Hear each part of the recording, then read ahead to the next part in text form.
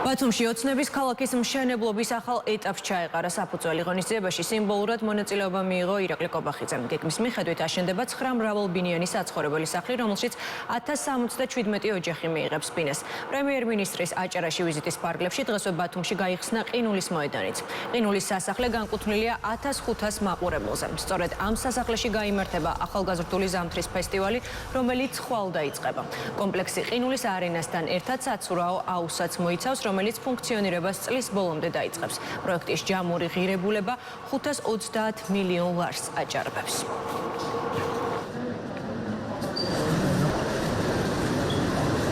ეს დავანოსეთ ოცნების ქალაქის პროექტის მეორე ფაზის დაწყება, როგორც მოგეხსენებათ 1500 მეტ ოჯახს უწევდა გაუსაძლეს პირობებში ცხოვრება, მათი ნაწილი ჯერ კიდევ რჩება ასეთ პირობებში, თუმცა 500 მეტი ოჯახი უკვე დაკმაყოფილდა პირველი ფაზის ფარგლებში და ახლა უკვე დაიწყო პროექტის მეორე ფაზა, რომლის ფარგლებში დაკმაყოფილდება ახალი საცხოვრებელი სივრცით 1000-ზე მეტი ოჯახი.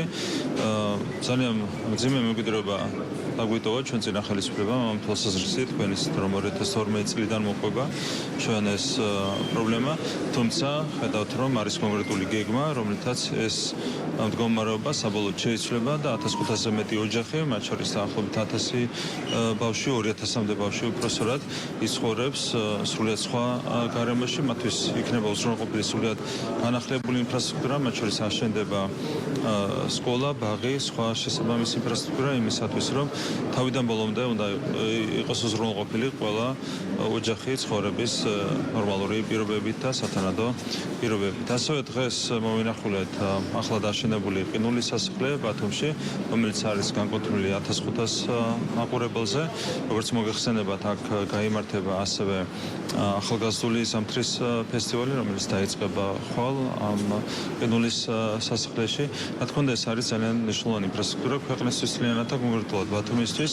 ბათუმში დაახლოებით 450 ბავშვი ახალგაზრდა არის ჩართული სპორტის სამსახიობაში და რა თქმა უნდა, ახალი დარბაზი მიცემს ახალ სტიმულს, ყინულის ახალი სასახლე მიცემს ახალ სტიმულს ბავშვებს, ახალგაზრდებს იმისათვის, რომ კიდევ უფრო მეტად აქტიურად ჩაერთონ სპორტის სამსახიობაში.